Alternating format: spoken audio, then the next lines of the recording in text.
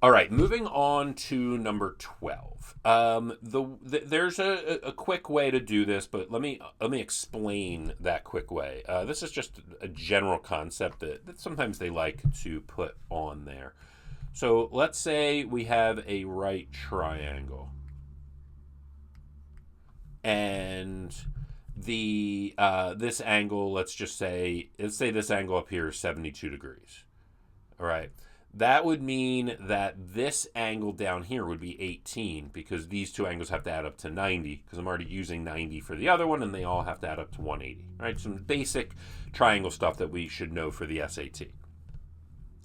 And if I want to do the cosine is going to be, let me just call the sides, I don't know, we'll use A, B, and C like we would for the Pythagorean theorem.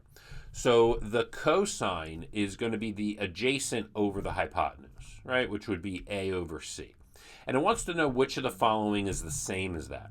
Well, the thing that's going to be the same as that is if we go over and do the sine of the other angle. Because once I do the sine of the other angle, that's the opposite over the hypotenuse, and the opposite of that angle is the adjacent of this angle.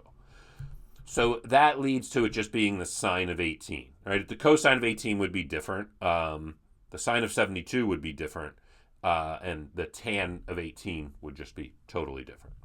So what we are kind of seeing here is if you have two angles that are complementary or add up to 90 degrees, the sine of one will always equal the cosine of the other. So again, if you just know that concept really well, once you see the cosine of 72, you automatically think, oh, that's got to be the sine of 18, and you're done. You don't even have to draw it out like this.